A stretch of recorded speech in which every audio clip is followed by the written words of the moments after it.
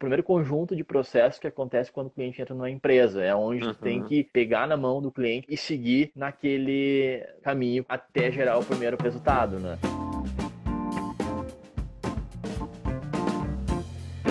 E aí envolve treinamento, enfim, envolve uma série de atividades. É difícil de tu vender, por exemplo, um produto complementar ou um serviço complementar por um cliente se ele está nessa fase, porque ele ainda não tem a confiança de que o teu produto ou o teu serviço vai resolver o problema dele. A gente compra, enquanto aquela dor não passar, a gente fica desconfiado.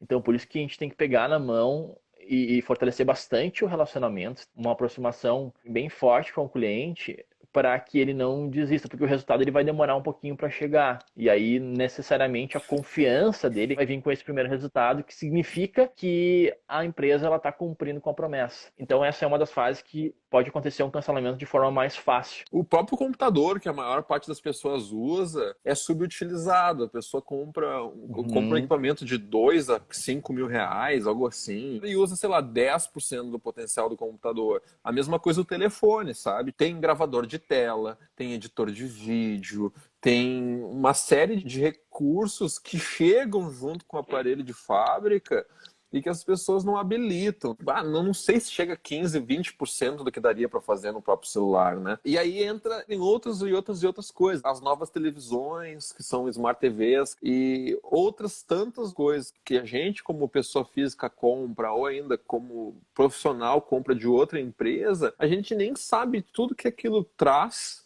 de benefício para nós. E aí o que acontece? Subutiliza. Essa subutilização que leva a clientes que não se tornam apaixonados muitas vezes, né? Por quê?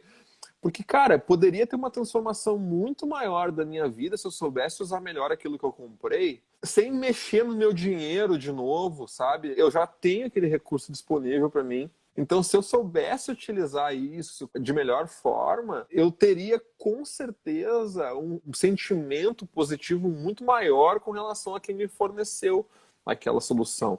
E no momento que a gente começa a refletir a respeito de quanto a gente deixa de lado as coisas que a gente comprou, passa a ser óbvio que a empresa deveria treinar melhor o cliente quando ele compra, né? Que é a primeira etapa que a gente chama de adoção e sucesso do cliente, né? Que é o cliente adotar de fato aquele produto e usar, e não engavetar, e não deixar para lá. Porque se não usar, não vai no final das contas criar um vínculo necessário para querer comprar de novo, né? Em cada fase de uma linha de produção, você tem que explicar para o cliente o benefício daquela fase e o que deve acontecer por parte do cliente, como que o cliente deve interagir para que o resultado da fase ele saia de acordo com a expectativa da empresa e do cliente. A gente tem um processo de fazer site, né?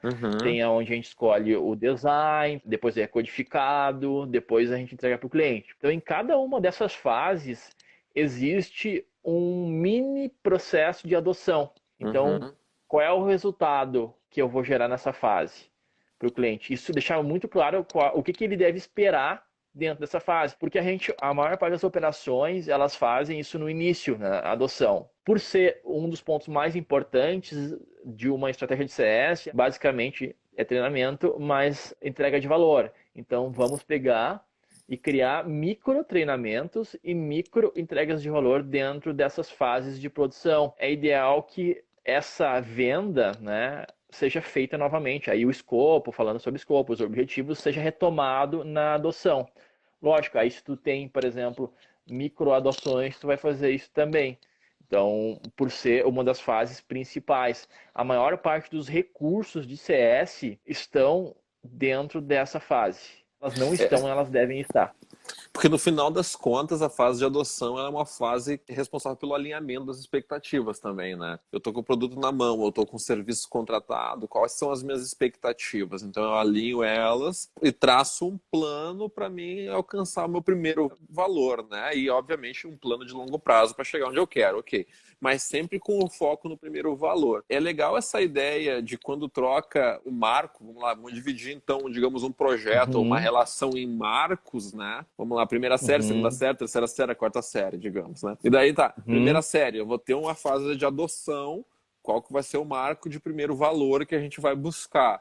legal. Quando vai para a segunda, beleza, a mesma coisa. Então, eu acho bem interessante isso, né? Digamos que eu esteja ensinando um instrumento musical, né? Eu tenho a parte básica, fundamental, depois eu vou avançando para outros perfis de música mais avançados, que requerem maiores habilidades, maior discernimento do uso do instrumento e assim por diante.